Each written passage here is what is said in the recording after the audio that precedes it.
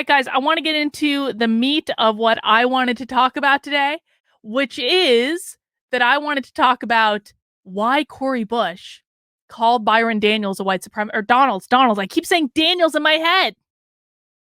Why Cori Bush called Byron Donalds a white supremacist. Because there is actually a reason behind this. She's not just flinging out the term racism willy-nilly. And I want people to understand why she's doing this. So this is on my Substack, which you can find at carlin.substack.com. And if you'd like to become a supporter of my Substack while you're there, I would like to get 100 new monthly supporters this month to keep all of the articles on the Substack free. I get thousands and thousands and thousands of views a day on this Substack, so I feel like I'm being pretty reasonable in my goal. And I'm really going to be publishing very frequently to explain this stuff in as simplest terms as I possibly can. And we're going to see what's what. It looks like 86% of you do not believe that Ali Alexander has the evidence he claims to have. I tend to think that's probably correct, but I guess we'll see. Let's read this article. Why Black Congresswoman Cori Bush called her fellow Black Congressman Byron Donalds a white supremacist. How can a Black man be a white supremacist? And you'll see Byron Donalds there. You can't confuse him with white at all. I don't know about you, but I'm loving this showdown in the House of Representatives over who will be the next speaker and watching Kevin McCarthy get spanked down over and over and over and over and over again. No matter which side of the aisle you're on. This is just great TV. Brooklyn Way says dialectical inversion. Yes, that's exactly right. But we can't have a fight on national TV without there being a woke virtue signaler too. And yesterday, Cori Bush gave us this perfect example. She literally called Byron Donalds, who commits the crime of being a Republican while Black, a white supremacist. And you can see the tweet here that Cori sent out yesterday. For what it's worth, Byron Donalds is not a historic candidate for speaker. He is a prop. Despite being Black, he supports a policy agenda intent on upholding and perpetuating white supremacy. His name being in the mix is not progress. It's pathetic. Now, you would think that people who claim to care about racism would be pretty excited at the progress in the Republican Party, being that the base of the Republican Party now seems to be pretty excited about a young Black congressman being nominated for Speaker of the House to replace an old white man who has been there forever and ever and ever. You would think that would be a good thing for them, but no, because remember, the woke left does not care about solving racism. Racism is their god. Racism is the thing they worship more than anything else. If you took racism away from the woke left, they would have nothing left. So no, they are not interested in solving racism. No, there was no way in this universe that Cori Bush or AOC or Ayanna Pressley or Ilhan Omar or any other members of the squad were ever going to be satisfied that Byron Donalds was a young Black man as a Republican nominated for Speaker of the House. Because they want to create a world with more racism, not with less. How can it be that a Black man is a white supremacist just because of his political leanings? Because, as we've discussed, when the woke say whiteness, they don't mean skin color.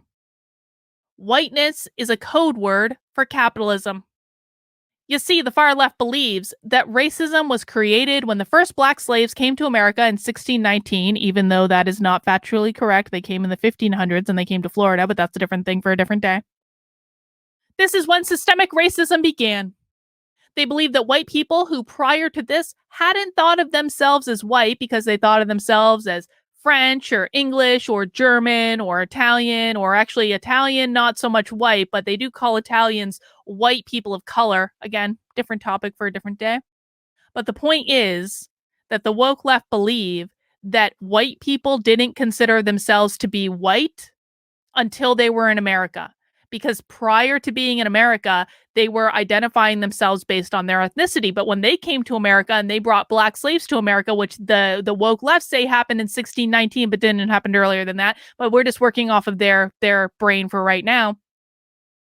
They say that when white people brought black slaves to America in 1619, they then started calling themselves white as a way to differentiate themselves from black. Okay? So that's when the term whiteness was invented. They believed that white people who hadn't thought of themselves as white prioritized building structures that would support white people and only white people.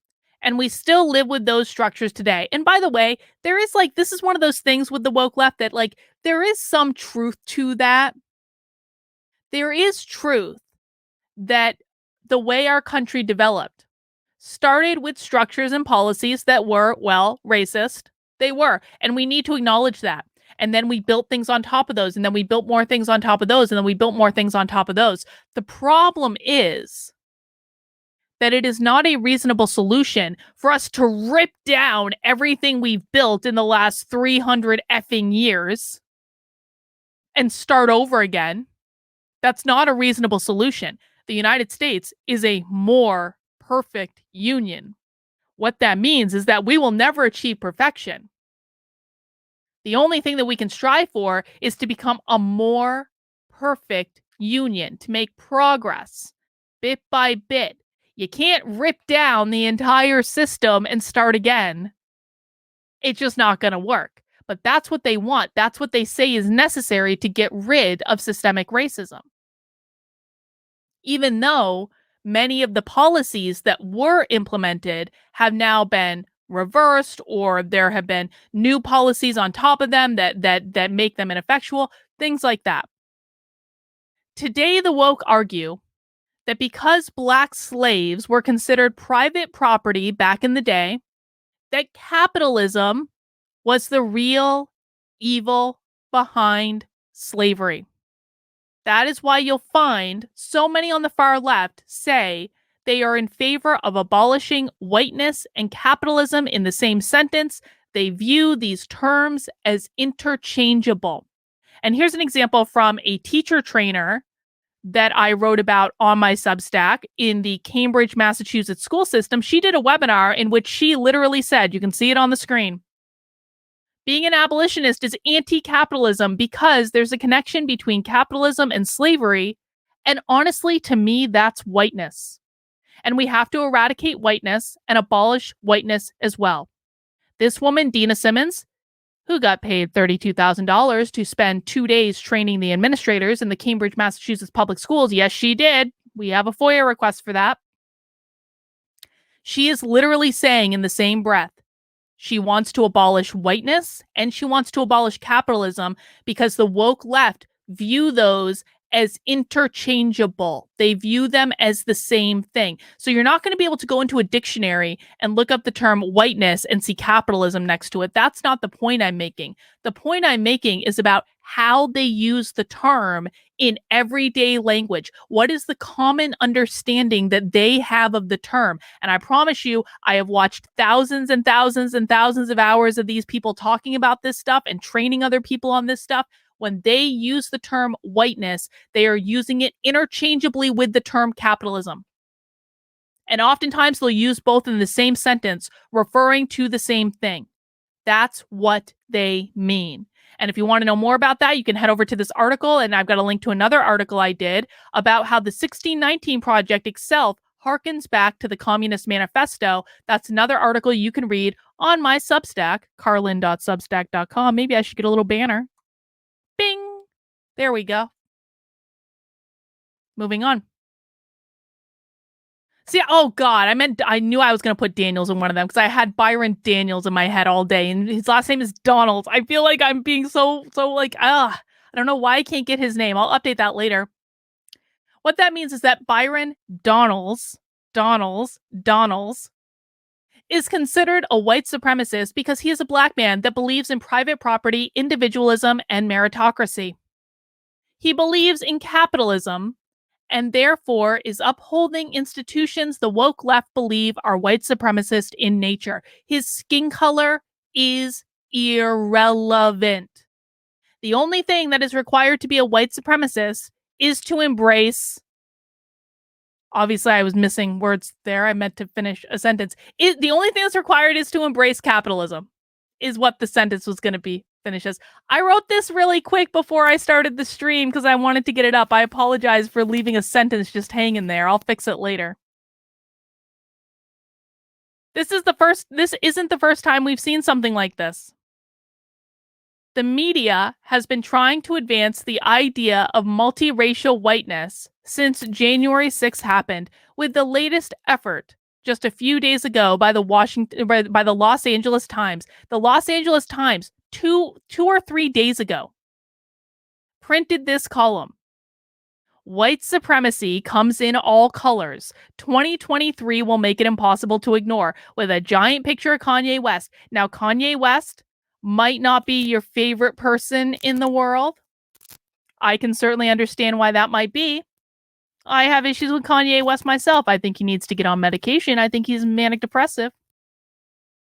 But he's not a white supremacist. I'm sorry, Kanye West is not a white supremacist. To say otherwise is absurd. And the same person that wrote this article wrote this one. Remember this one from back in the day? Larry Elder is the black face of white supremacy. You've been warned. It seems that every black Republican, every single one, is a white supremacist. Is that a coincidence that every single Republican who happens to have a darker skin tone than mine, and that includes the Latinx ones as well, every single one of them is considered to be a white supremacist? I'm sure it's just a coincidence. Then we can even go back to right after January 6th. We got it because this crap started after January 6th. We got this article from NPR, and if you go to the Substack, you can link into all these articles and read them for yourself. Understanding multiracial whiteness and Trump supporters. Multiracial whiteness. The term was originally coined in the Washington Post right after January 6th. To understand Trump's support, we must think in terms of multiracial whiteness. So this is not a new idea, guys. They have been pushing this into the mainstream for 2 solid years. And they probably did before that too. I just haven't found. I mean, if you find stuff from prior to January 6th, let me know. I would love to see it. But remember, the woke left was pissed off at what percent of the black vote they lost in the 2020 election. Remember, it's not like they lost a good percent of the black vote, which the Democratic Party considers theirs. Joe Biden got elected president because of white men. That is the truth. That is the truth. Joe Biden got elected president because of white men. Because white men swung in his direction. Every other demographic swung towards Donald Trump, including the black vote, which the Democrats considered theirs above all else. And so that's why they started pushing this stuff out about multiracial whiteness. That's when they started doubling down on the fact that black people can be white supremacists too. Because everyone who disagrees with me is a racist. Just like Dan Crenshaw thinks everyone who disagrees with me is a narcissist. Cori Bush is calling Byron Donalds a white supremacist because Byron Donalds doesn't believe that the system is oppressing him. Byron Donalds believes in individualism. He believes in meritocracy. He believes in private property. He believes in capitalism. He believes the American dream is real. And that's why he must be smeared by the woke left. He is an inconvenient truth. So that is why Cori Bush called Byron Donalds a white supremacist. I hope that makes sense to everyone. Please mount that like button if it did. Lions fan, thank you for the super chat. For the record, I want Byron as speaker and I'm for Lauren and the rest, but if Byron does vote McCarthy in the end, I'm not going to hold that against him. Well, you seemed to hold it against him earlier when you threw it out as a talking point. Don't get me wrong. I appreciate the money and I thank you for spending some time with me today. But if you support them, then you need to support them no matter what. Politics are politics are politics are politics. Things change. I'm not going to hold that against Byron Donalds. I want him to hold out. And at the end of the day, if they do end up caving, man, I'll be disappointed, but I'll also probably understand it. Got to move on at some point. But I think that they're making their point, and I want to see them keep it up for a little while.